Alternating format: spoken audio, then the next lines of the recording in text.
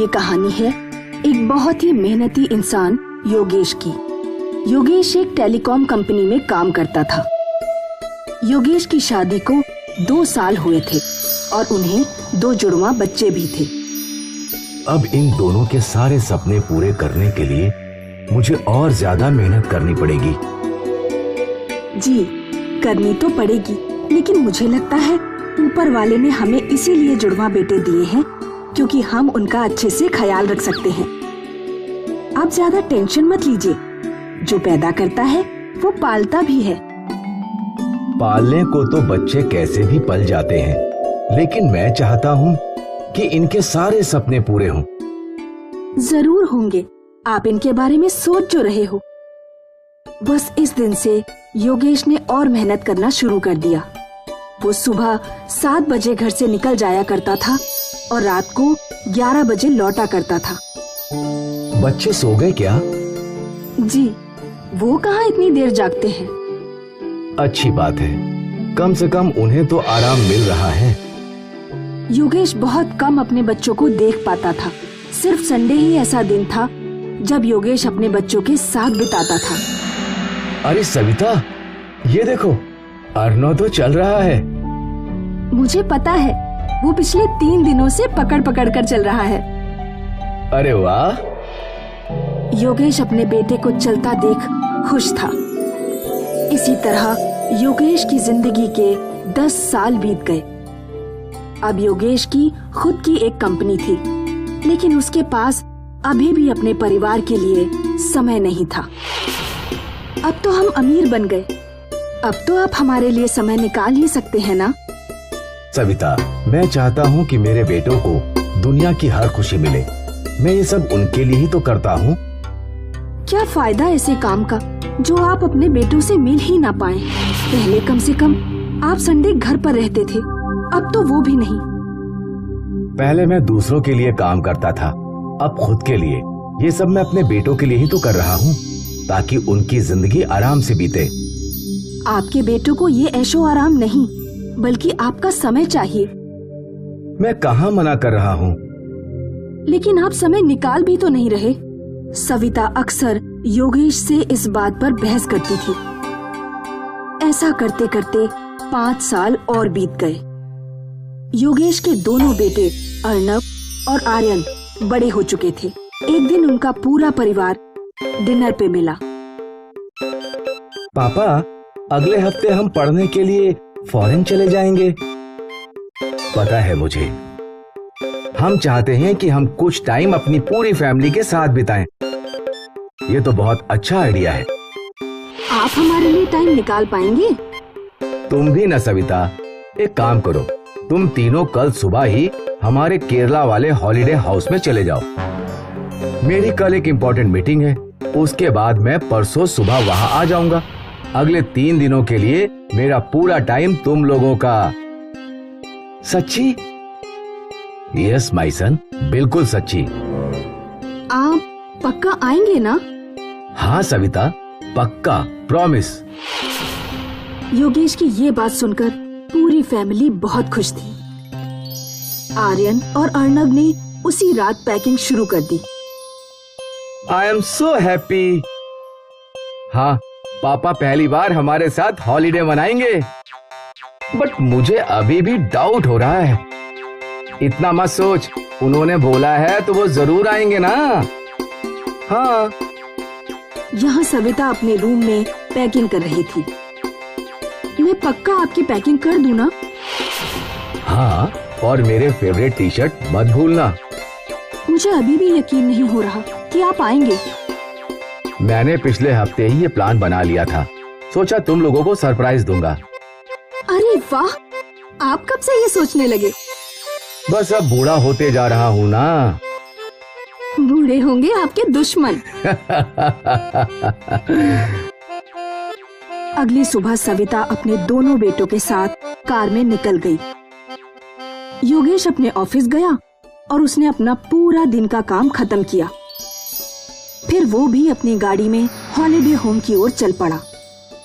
रास्ते भर वो एक्साइटेड था कि ये उसकी पहली फैमिली हॉलिडे है। अर्नो और आर्यन बहुत खुश हो जाएंगे। वैसे भी अगले 1 साल वो फॉरेन में अकेले रहेंगे। योगेश ने खुशी खुशी अपने हॉलिडे होम का गेट एंटर किया, पर वहां पहुंचकर उसकी चीख निकल गई।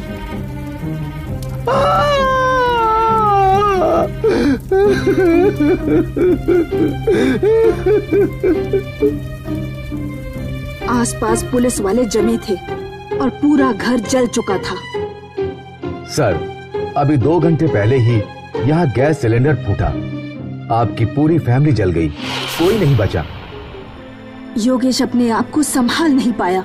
वो अपनी फैमिली को टाइम देने आया था और उसकी पूरी फैमिली ही खत्म हो गई। वो बेबस था।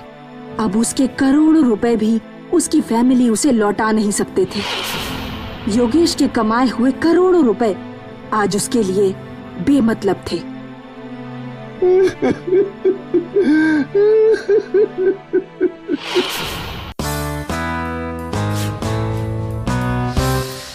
ये कहानी है साउथ इंडिया के एक शहर की।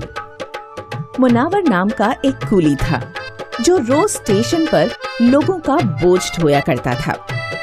इतनी कड़ी मेहनत करके मुनावर ने अपने बेटे फैजल को एक इंजीनियर बनाया था। बेटा, आज तेरी नौकरी लगी है, अच्छे से काम कर और तरक्की हासिल कर।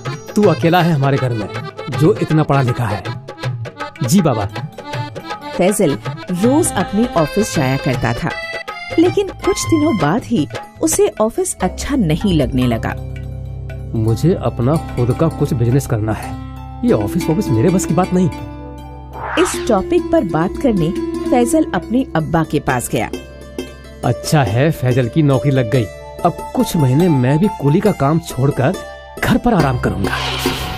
हाँ, फैजल ने ये बात सुन ली और इसके बाद उसने अपने अब्बा से कोई बात नहीं की। उस रात फैजल सोचता रहा कि वो क्या कर सकता है। अगर मैंने अभी नौकरी छोड़ दी तो अब्बा पे लोड आ जाएगा। इससे अच्छा है कि मैं कुछ वक्त और नौकरी कर लूं और फिर बिजनेस डालने का सोचूं। फैजल ने नौकरी पर जाना जारी रखा। 6 महीने बाद एक संडे के दिन फैजल घर में इडली बना रहा था। तभी उसका चचेरा भाई नौशाद आया। क्या भाईजान, अम्मी की तबीयत खराब है क्या जो आप इडली बना रहे हो? क्यों नौशाद मियाँ, मैं बीमार रहूंगी तो ही ये काम करेगा क्या? वैसे तुम्हारी जानकारी के लिए बता दूं, फैजल दुनिया की सबसे अच्छी इडली और डोसा बनाता है। ऐसा क्या? तो हम भी चक्कर देखेंगे। नौशाद ने फैजल की बनाई हुई इडली खाई। अफलातून भाईजान, क्या जायका है। आप अगर ये इडली बेचेंगे ना तो लोगों की लाइन लग जाएगी खाने के लिए। हाँ। अरे कब्बक, कहाँ मेरे अच्छे खासे इंजीनियर बेटे को इडली वाला बनने की सलाह दे रहा है? छी, अल्लाह कसम, भाईजान छा जाएंगे। नौशाद और फैजल की अम्मी इस बात पर झगड़ने लगे, लेकिन फैजल अपने बिजनेस के बारे में सोचने लगा। शाम को फैजल अपनी अम्मी से बातें करने लगा। अम्मी, वैसे नौशाद के बोलने से मुझे लगा कि मुझे इडली का बिजनेस डालना चाहिए। कहाँ तो उसकी बातों में आ रहा है, वो तो है ही मनचला। कुछ भी बोल गया और तू सोचने बैठ गया। अरे अम्मी, मेरी बात तो सुनिए। इडली और डोसे की जान उसका आटा है। मैं इडली और डोसे का बिजनेस नहीं डालना चाहता, बल्कि मैं ये आटा बेचना चाहता हूँ। मैं चाहता हूँ कि मेरा ये आटा घर घर पहुँचे और सभी लोग इसके जायके का मजा उठाएं। मेरी तेरी बात तो समझ गई, लेकिन ये सब होगा कैसे? कोशिश करके देखते हैं। और अगले दिन से फैजल ने इडली और डोसे का आटा बनाना शुरू कर दिया। फिर इस आटे की उसने छोटी छोटी बैग्स बनाई। फैजल ये आटा अपने पास वाली दुकान पर ले गया और उसने दुकान वाले को आटे के पैकेट बेचने के लिए राजी कर लिया। पैकेट्स देकर फैजल अपने ऑफिस चला गया। शाम को जब वो वापस दुकान पर लौटा तो 5 में से सिर्फ 2 पैकेट्स बिके थे। बाकी पैकेट्स फैजल ने वापस ले लिए। अगले दिन वापस फैजल ने आटा बनाया और पैक किया।